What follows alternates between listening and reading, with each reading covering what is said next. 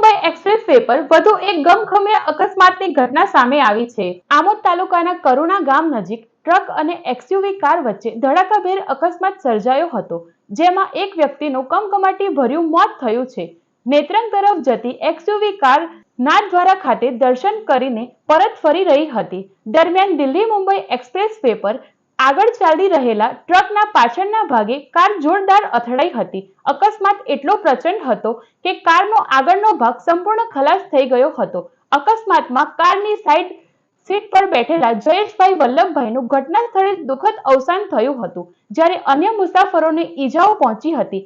ઘટનાની જાણ થતાં આમોદ પોલીસ તાત્કાલિક ઘટના સ્થળે દોડી આવી હતી અને મૃતદેહને પોસ્ટમોર્ટમ ખાતે ખસેડવાની કાર્યવાહી હાથ ધરી હતી। આમોદ પોલીસે અકસ્માતનો ગુનો નોંધી વધુ તપાસ હાથ ધરી છે। દિલ્હી મુંબઈ એક્સપ્રેસ વે પર વધતા અકસ્માતને લઈ ફરી એકવાર સલામતી અંગે પ્રશ્નો ઉઠી રહ્યા છે।